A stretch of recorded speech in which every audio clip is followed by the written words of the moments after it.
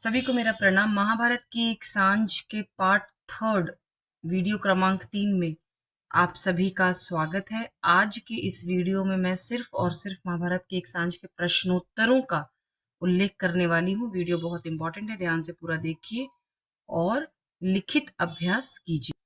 आरंभ करते हैं इस पहले अवतरण से। अवतरण है कि स्वार्थ को न्याय का रूप देकर धर्मराज की उपाधि धारण करने में तुम्हें संतोष मिलता है तो मिले, मेरे लिए वह आत्म प्रवंचना है, मैं उससे घृणा करता हूं। तो यह एक कथन है। कथन मतलब जिसने यह बात कही, किसी ने यह बात कही है, कथन है यह।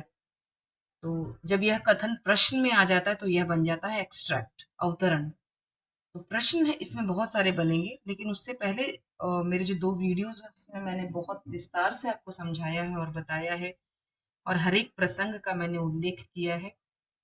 और यहाँ पर अगर आप ध्यान से देखेंगे तो इस चैप्टर में लघु विराम मतलब पेज नंबर 73 का जो लास्ट पैराग्राफ है उसके बाद 73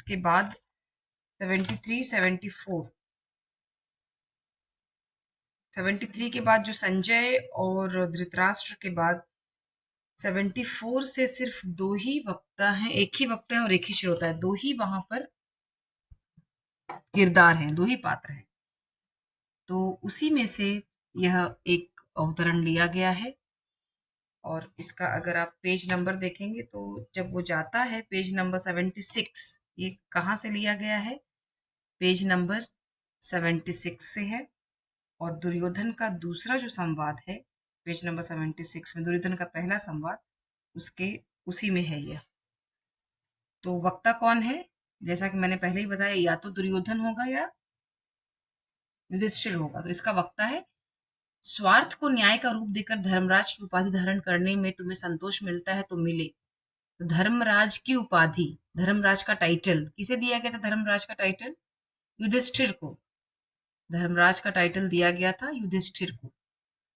तो जिसने धर्म का पालन किया, धर्म का पालन मतलब ऐसा नहीं है कि मंदिर मस्जिद गुरुद्वारा और चर्च गए और उसके अनुसार अपने प्रेयर कर रहे हैं, वो धर्म नहीं होता है। धर्म होता है अपने काम को सही समय पर, अपने कर्म को करना, उसे हम कहते हैं धर्म। सत्य के मार्ग पर चलना, उसे कहते हैं धर्म। किसी को तकलीफ नहीं पहुंचाना, किसी को दुख नहीं देना, उसे हम कहते हैं धर्म। तो वैसे ही थे कौन? युधिष्ठिर, जिन्होंने धर्म का पालन किया, हमेशा सच कहा, सच का साथ दिया, कभी अनैतिक कार्यों को नहीं किया। तो इसीलिए उनको लोग धर्मराज कहकर भी पुकारते थे। तो इसी बात को वो कह रहा है, दुर्योधन कह रहा है कि तुम बहुत स्वार्थी हो और अपने स्वार्थ को तुमने न्याय का रूप दिया और धर्मराज की उपाधि धारण करने में तुम्हें संतोष मिलता है तो मिले, मेरे लिए वह आत्म प्रवंचना है। आत्म प्रवंचना मतलब अपने आप को धोखा देना। मुझे पता है कि मैं कितना काम कर सकते, मैं कितना काम कर सकती हूँ और उसके बाद भी अगर मैं डींगे मारूं कि नहीं मैं इतना कर सकती हूँ, मैं इतना ज्यादा कर सकती हूँ, तो वो क्या है? वो अपने आप को धोखा देना, आत्म प्रवंचना। मुझे पता है मैं एमबीबीएस नहीं कर सकता, मैं इंजीनियरिंग की पढ़ाई नहीं कर सकता हूँ, मतलब इतनी बड़ी पढ़ाइयाँ जो होती है जिसमें बहुत हार्ट एंड सोल देना पड़ता है ना, मैं नहीं कर सकता हूँ। फिर भी मैं अपने आप से कहूँ कि नहीं नहीं मैं कर लूंगा, मैं कर सकता हूँ, तो वो क्या है? वो अपने आप को धोखा देना है, वो आत्म प्रवंचना है। हमें अपने आप को पहचानने आना चाहिए, हम कितने पानी में हैं, हम कितना काम कर सकते हैं, वो हमें जानने आना चाहिए, हमें जानना चाहिए, उससे मालूम होना चाहिए हम लोगों को। और अगर हम बढ़ा चढ़ाकर अपनी बातें कहते हैं तो वह क्या है? वह आत्म प्रवंचना है, क्योंकि वह हम अपने आप को धोखा दे रहे हैं। तो अब यहाँ पर जो प्रश्न है, पहला प्रश्न है यहाँ पर वक्ता के बारे में है। पहला प्रश्न, वक्ता मतलब यहाँ इस ये में अवतरण में धर्मराज कहकर किसे संबोधित किया गया है? प्रश्न है, धर्मराज कहकर किसे संबोधित किया गया है, उस व्यक्ति के बारे में जानकारी दीजिए। इसका उत्तर होगा धर्मराज कहकर युधिष्ठिर को। जब हम युधिष्ठिर लिखते हैं, युद्ध के समय में भी जो स्थिर रहे उसे हम कहते हैं युधिष्ठिर। तो धर्मराज कहकर युधिष्ठिर को संबोधित किया गया है। उस व्यक्ति के बारे में अगर हमें जानकारी देनी है तो वे पांडवों के ज्येष्ठ भ्राता थे। सबसे पहली जानकारी जो हम देंगे, वे पांडवों के ज्येष्ठ भ्राता, ज्येष्ठ मतलब सबसे बड़े और कनिष्ठ मतलब छोटा। तो पांडवों के ज्येष्ठ भ्राता थे, भ्राता तत्सम शब्द है जिसका अर्थ है भाई, भ्राता थे। और युधिष्ठिर किसी भी परिस्थिति में धर्म का पालन करते थे, धर्म का पालन करते थे। अपने भाई व शत्रु दुर्योधन के प्रति भी उनके मन में शत्रुता के भाव नहीं थे, मतलब उन्होंने शत्रुता थी उनसे, लेकिन ऐसा नहीं कि उसको येन केन प्रकार, मतलब किसी भी प्रकार से मैं उसको उसकी हत्या कर दूं, ऐसा नहीं था। उन्होंने उसे अस्त्र दिया, शस्त्र दिया, उसे एक व्यक्ति को चुनने, मतलब किसी एक व्यक्ति को ही उसके साथ लड़ने का मौका दिया। तो इसीलिए हम कह सकते हैं कि अपने भाई व शत्रु दुर्योधन के प्रति भी उनके मन में शत्रुता के भाव नहीं थे, शत्रुता की भावना नहीं थी उनके मन में। वे न्याय प्रेमी थे, न्याय प्रेमी थे, और न्याय को ही अपना परम धर्म मानते थे, और उन्होंने सदा ही सत्य का आचरण किया। तो ये बातें, ये जो कीवर्ड्स है, ये दुर्योधन मतलब ये युधिष्ठिर के बारे में है। ये दूसरा प्रश्न है, वक्ता कौन है, वह कहाँ छिप गया था, क्यों? धृतराष्ट्र को उसके विषय में कौन जानकारी दे रहा था, उसके मतलब वक्ता के विषय में। तो वक्ता है दुर्योधन। वह कहाँ छिप गया था? तो वह वन के सरोवर में छिप गया था। अगला प्रश्न है क्यों? तो इसी में आप पहले ही लिखिए कि पांडवों से अपनी जान बचाने के लिए, तो इसमें दोनों ही प्रश्नों के उत्तर आ जाएंगे। पांडवों से अपनी जान बचाने के लिए वह कुरुक्षेत्र के पास में बने द्वैत वन के सरोवर के जल स्तंभ में छिप गया था। उसके विषय में धृतराष्ट्र को कौन जानकारी दे रहा है? अब जल्दीबाजी में रहेंगे तो आपको धृतराष्ट्र के बजाय आपको पांडव याद आएंगे कि पांडवों को किसने जानकारी दी, तो वो आप लिख देंगे अहेरी। लेकिन यहाँ पर पांडव नहीं, यहाँ लिखा है धृतराष्ट्र। तो धृतराष्ट्र को जानकारी कौन दे रहा था? धृतराष्ट्र तो अपने महल में बैठे थे, और लगभग लगभग लगभग ऐसा कहा जाता है कि लगभग 300 किलोमीटर दूर पर कुरुक्षेत्र में जो युद्ध हो रहा था, उस युद्ध की जानकारी धृतराष्ट्र को संजय दे रहे थे। तो पुराणों के अनुसार, माइथोलॉजी के अनुसार यही कथन सही है, संजय दे रहे थे, और इसमें भी आरंभ में यही बात लिखी गई है। लेकिन वक्ता कहाँ छिपा है, इसकी जानकारी पांडवों को किसने दी थी? तो इसकी जानकारी, ये पूछा नहीं गया है इसमें, लेकिन मैं यहाँ पर लिख रही हूँ, इसकी जानकारी पांडवों को अहेरियों मतलब शिकारियों ने दी थी। अगला प्रश्न है कि वक्ता अपनी जान बचाने के लिए क्या क्या तर्के, मतलब क्या क्या बातें, क्या क्या लॉजिकल बातें कह रहा था, कहने की कोशिश कर रहा था, लॉजिकल या इलॉजिकल जो भी हो, तो क्या क्या बातें कह रहा था। तो सबसे पहले हम लिखेंगे वक्ता। हमारे उत्तर का आरंभ ही इस प्रकार से होना चाहिए कि वक्ता दुर्योधन।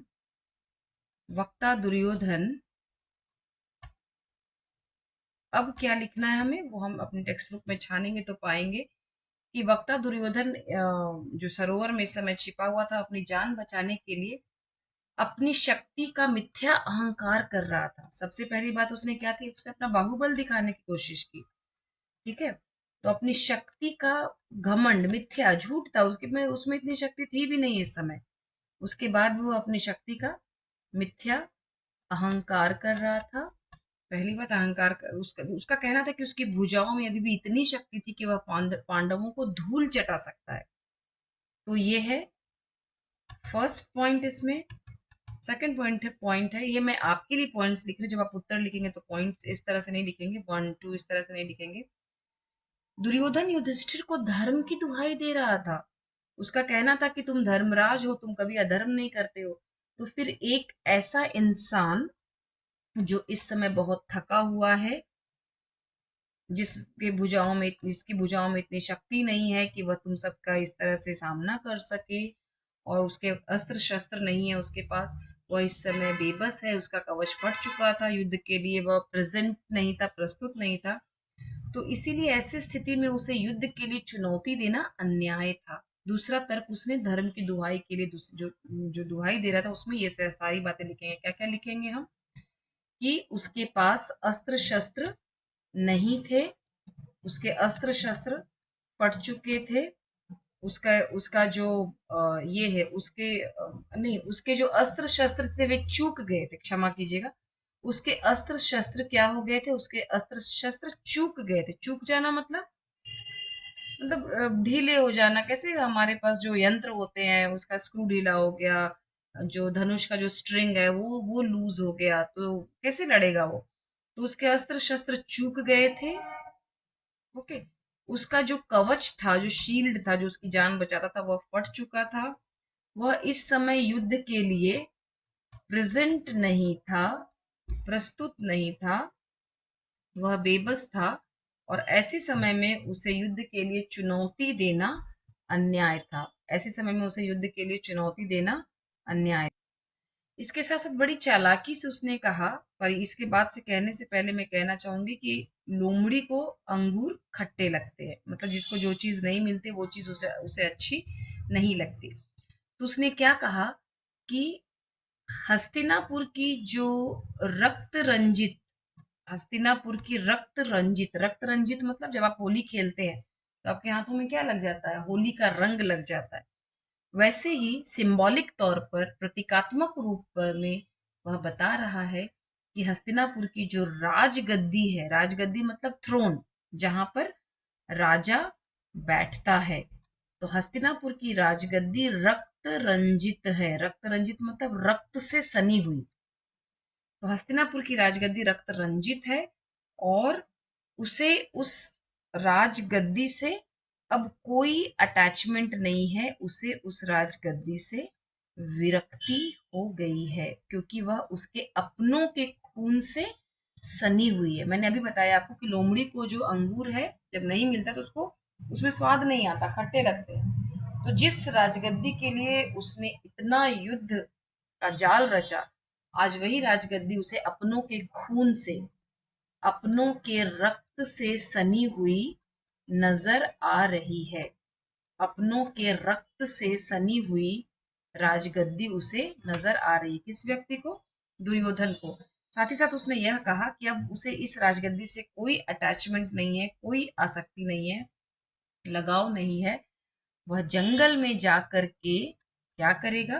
वह भगवत भक्ति में, भगवत भक्ति मतलब भगवान की भक्ति में अपने दिन बिताना चाहता है।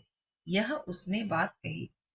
तो अब आपको यहाँ कंक्लूजन में लिखना पड़ेगा यहाँ पर कि दुर्योधन की बातों में यथार्थ, उसकी जो बातें थी उसकी बातों में यथार्थ सच्चाई जो थी वह नहीं था।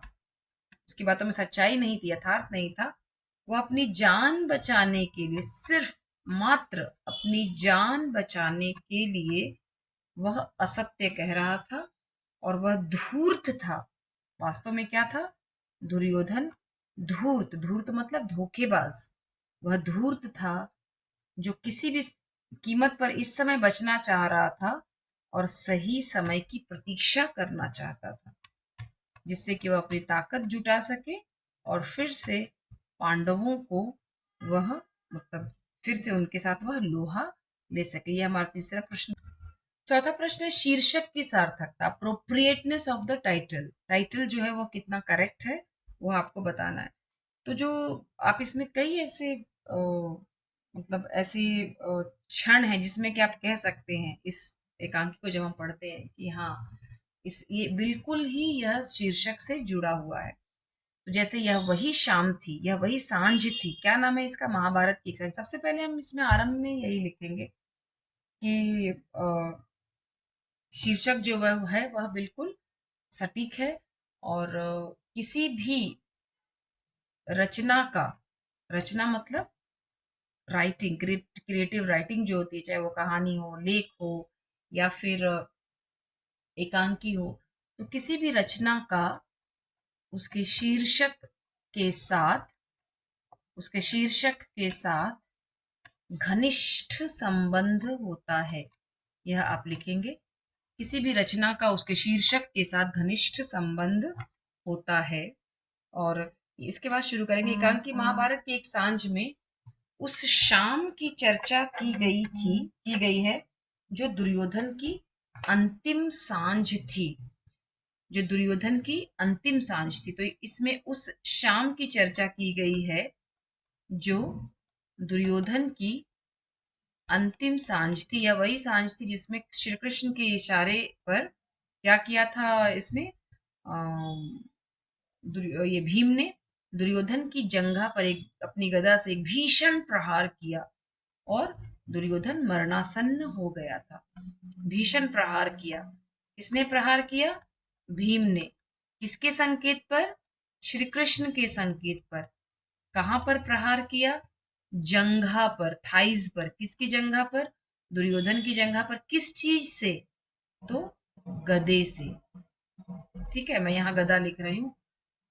तो इससे क्या हुआ? जो दुर्योधन था वह मरणासन हो गया। पहले तो धराशायी हो गया।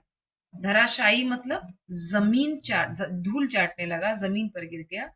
और फिर उसके बाद वह मरणासन्न हो गया। मरणासन्न मतलब मरने के नजदीक आ गया। तो यह वही शाम थी जिसमें ऐसे ऐसे बातें, ये सब बातें हुई थी। इसके बाद हम नेक्स्ट पैराग्राफ में लिखेंगे कि इस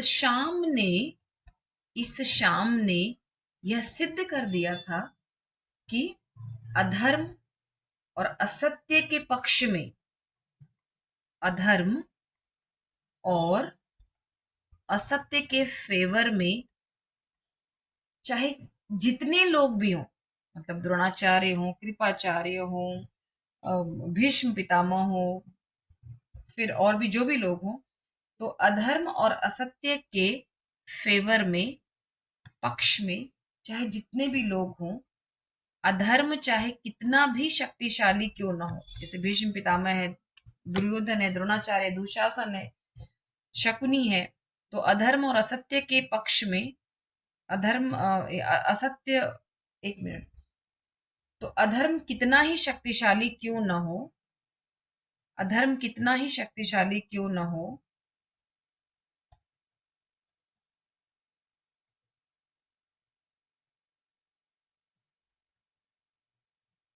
जीत हमेशा सत्य व धर्म की ही होती है। जीत हमेशा सत्य व धर्म की ही होती है, यह इस शाम ने सिद्ध कर दिया था। और अंतिम पैराग्राफ में लिखेंगे जहां यह दुर्योधन के अंत की शाम थी, जहां यह दुर्योधन के अंत की शाम थी, वहीं यह मतलब सत्य व धर्म के नवीन सूर्योदय की सूचना भी दे रही थी, सूचना भी दे रही थी। तो यह ऐसी शाम थी। और लास्ट में एकदम एक वाक्य आप इस तरह, एक जनरल स्टेटमेंट ऐसे प्रश्न के लिए, शीर्षक की सार्थकता के लिए, कि एकांकी की प्रत्येक घटना, देखिए मैं हमेशा बताती हूँ एकांकी इकारांत है लेकिन यह पुल्लिंग है। अब हम यहाँ क्यों कह रहे हैं एकांकी की? क्योंकि आगे घटना शब्द आने वाला है जो स्त्रीलिंग है। एकांकी की प्रत्येक घटना व पात्र शीर्षक से जुड़े हैं, अतः शीर्षक की सार्थकता सिद्ध होती है। महाभारत के युद्ध के कुछ और प्रश्नों की चर्चा करते हैं जो बोर्ड पैटर्न पर बेस्ड है। अवतरण है, गुरुजनों पर तुम व्यर्थ ही कायरता का आरोप कर रहे हो। यदि मेरे पक्ष में न्याय न होता तो कोई भी मुझको राज्य देने की मांग क्यों करता? तो कौन किस पर कायरता का आरोप लगा रहा है, क्यों? तो इसे जानने के लिए एक बार हमें यह जानना जरूरी है कि यह कहां पर है। आप देखेंगे पेज नंबर 77, उसमें जब दुर्योधन यह कहता है कि सभी तुम्हारी वीरता से डरते थे, सब तुम्हारे गुणों से इन्फ्लुएंस्ड थे, क्योंकि तुम सत्यवादी कहलाते थे, तुम बड़ों का सम्मान करते थे, तुम में वीरता थी। तो इन सभी गुणों से सब तुमसे बहुत अधिक प्रभावित थे। सब मतलब कौन? भीष्म पितामह, महात्मा विदुर, कृपाचार्य, द्रोणाचार्य, धृतराष्ट्र, ये सभी युधिष्ठिर की वीरता, उसकी सत्यवादिता और उसके व्यवहार से प्रभावित थे। इसीलिए उन्होंने उसे राज्य दिया। उन्हें डर लगता था कि कहीं अगर उसे राज्य नहीं दिया तो वह कहीं युद्ध न करने लगे। तो इसीलिए क्या किया, उसे आधा राज्य दिया गया। ऐसा दुर्योधन का मानना है कि वे लोग कायर थे, इसीलिए तुमको राज्य दिया, नहीं तो तुम में राजकाज संभालने की कोई योग्यता नहीं थी। तो इसी बात पर युधिष्ठिर यह अवतरण कहते हैं कि तुम गुरुजनों पर, मतलब कृपाचार्य पर, महात्मा विदुर पर, द्रोणाचार्य पर व्यर्थ ही कायरता का आरोप लगा रहे हो। तो कौन किस पर कायरता का आरोप लगा रहा है, अभी समझ में आ गया। दुर्योधन महाभारत के युद्ध में पराजित हुआ था, वह मरणासन्न स्थिति में था और युधिष्ठिर पर महाभारत के युद्ध का आरोप लगा रहा था। उसका कहना था कि पांडवों की महत्वाकांक्षा, लालच और षड्यंत्र का नतीजा महाभारत का युद्ध था। युधिष्ठिर ने जब यह तर्क दिया कि यदि उसके पक्ष में धर्म न होता तो जितने भी न्यायी व धार्मिक व्यक्ति थे वे उसका साथ नहीं देते, तब दुर्योधन ने यह कहा कि युधिष्ठिर के धर्म के कारण उन गुरुजनों ने उसका साथ नहीं दिया, बल्कि उन्होंने इसलिए युधिष्ठिर का साथ दिया क्योंकि गुरुजन कायर थे, युधिष्ठिर और उसके भाइयों से डरते थे। इसीलिए गुरुजनों ने युधिष्ठिर का विरोध नहीं किया था और हस्तिनापुर की राजगद्दी उन्हें सौंप दी थी। दूसरा प्रश्न है, कौन कहाँ छिप गया था, क्यों? उस व्यक्ति को युद्ध के लिए किसने विवश किया था? उत्तर है, दुर्योधन द्वैत वन के जलाशय के जल स्तंभ में छिप गया था। दुर्योधन अपनी जान बचाने के लिए मारा मारा फिर रहा था। कोई उपयुक्त स्थान, परफेक्ट प्लेस अपनी जान बचाने के लिए जब उसे नहीं मिली, कोई उपयुक्त स्थान उसे नहीं मिला, तब उसने वहां के जल स्तंभ की शरण ली थी। उसे युद्ध के लिए भीम और युधिष्ठिर ने विवश किया था। तीसरा प्रश्न है कि सच है, सच है पराजित कायर और पराजित ही अंत में धर्म की शरण लेते हैं। प्रस्तुत कथन के वक्ता का परिचय देते हुए लिखिए कि उसने यह कथन कब कहा था और क्यों। कब कहा था और पेज नंबर 71, लास्ट संवाद, अंतिम संवाद, भीम कह रहे हैं, अच्छा तो अब तुझे धर्म का स्मरण हुआ। सच है कायर और पराजित ही अंत में धर्म की शरण लेते हैं। जैसे कभी कभी होता है कि आप ही किसी के साथ शरारत करते हो और वही शरारत जब आप पर भारी पड़ जाती है तो आप ही जाते हैं टीचर के पास, मम्मी के पास बचने के लिए। ओके, तो कभी कभी चोर जाता है पुलिस के पास, नेता जाते, चोर चले जाते हैं पुलिस के पास प्रोटेक्शन के लिए। तो सच है कायर और पराजित ही अंत में धर्म की शरण लेते हैं। प्रस्तुत कथन के वक्ता का परिचय देते हुए लिखी कि उसने यह कथन कब कहा था, क्यों। तो प्रस्तुत कथन का वक्ता भीमसेन है। पांडुपुत्र भीमसेन बहुत बलवान थे, गदा चलाने में माहिर थे। भीमसेन, कहा जाता है कि महाबली भीम में 10,000 हाथियों का बल था। उन्होंने जरासंध, दुशासन, कीचक और जैसे शूरवीरों का वध किया था। दुर्योधन का भी वध भीमसेन के हाथों ही हुआ था, जिसके बाद महाभारत का युद्ध समाप्त हो गया था। उपर्युक्त कथन उसने दुर्योधन के विषय में तब कहा था जब दुर्योधन धर्म की दुहाई दे रहा था और धर्म की आड़ में पांडवों के हाथों अपनी जान बचाना चाहता था। चौथा प्रश्न, संजय किस व्यक्ति को युद्ध का विवरण दे रहे थे, उस व्यक्ति की मनोदशा स्पष्ट कीजिए। देखिए ये प्रश्न बहुत इंपॉर्टेंट है। संजय, आरंभ में ही संजय के कुछ संवाद है, उसके बाद कोई संवाद नहीं, कुछ दो चार संवाद है संजय के। तो संजय जन्मांध धृतराष्ट्र को युद्ध का आंखों देखा हाल बता रहे थे। धृतराष्ट्र बहुत दुखी थे। अपने बेटे दुर्योधन की दुर्दशा के विषय में सुनकर उन्हें कल नहीं पड़ रहा था। कल के दो अर्थ होते हैं, एक कल मतलब होता है फैक्ट्री और एक कल मतलब होता है चैन। ठीक है, तो उन्हें चैन नहीं पड़ रहा था। वे पांडवों को अधर्मी और हत्यारे जैसे शब्दों से संबोधित कर रहे थे। वे अपने आप को कोस रहे थे, मतलब कोसना मतलब अपने आप को किसी चीज के लिए ब्लेम करना, कर्स करना।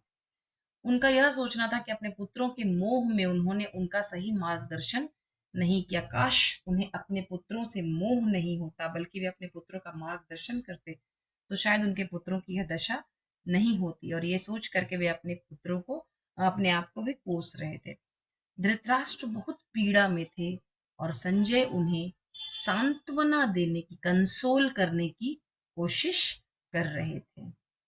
तो ये जो मैंने आपको 8 प्रश्न बताए अभी, और इसके अलावा जो दोनों पहले के वीडियोस, उसमें भी मैंने आपको बहुत सारे प्रश्नों के बारे में मैंने आपसे चर्चा की है। ध्यान से देखिए, सुनिए, समझिए और अच्छी तरह से अपनी आगामी परीक्षाओं के बारे में, अपनी आगामी परीक्षाओं की तैयारी कीजिए। और प्रणाम।